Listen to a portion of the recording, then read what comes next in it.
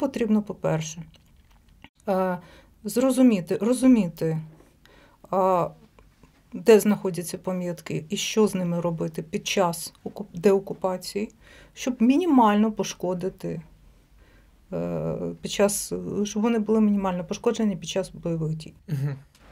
Це важливо. Друге, нам треба максимально підготувати людей, які будуть деокуповувати території, які будуть заходити туди першими, щоб вони знали, де знаходяться об'єкти культурної спадщини, щоб вони їх брали під охорону відразу.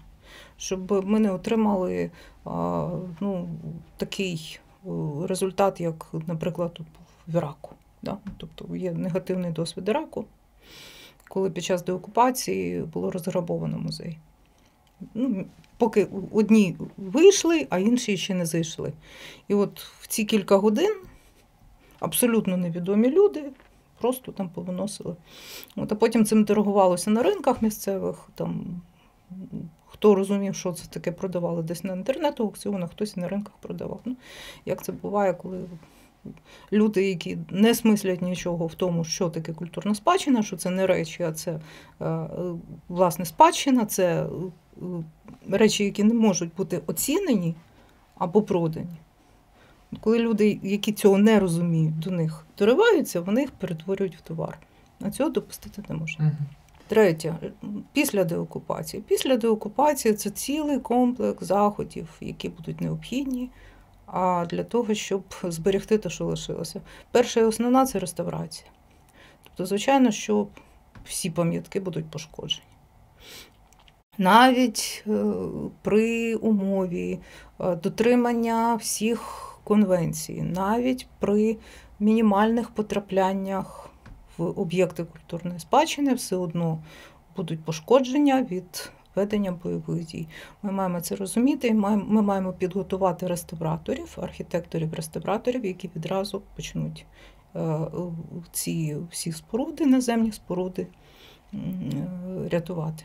Звичайно, що можливе пошкодження і колекцій, і експонатів, тобто реставраторів потрібно буде багато. І це основне, що потрібно для подальшої роботи із об'єктами культурної спадщини. З археологією трохи простіше. Археологія та, яка під землею, не та, що вже відкопана наверху. Та, що відкопана, вона також буде страждати дуже сильно від бойових дій. Будуть розлітатися кладки, будуть пошкоджуватися відреставровані частини. Це також від цього нікуди не подінешся, це також реставраційні роботи після. Те, що стосується того, що під землею, там їм більше пощастило. За досвідом Другої світової ми знаємо, що потрапляння навіть авіабомби в землю не призводить до знищення археологічної пам'ятки. Так, там буде воронка. Але воронка знищить якусь частину ґрунту. Те, що стосується Криму, там такий ґрунт, то що там 4 метри – це максимум буде, там 4-5 метрів. У нас не змінилася потужність ні авіаційних бомб, ні артилерії, так що, в принципі, це буде приблизно так само, як і Друга світова. Артилеристи кажуть, що навіть менше. Тобто ми переймаємося, перш за все, тими об'єктами, які на поверхні. На поверхні.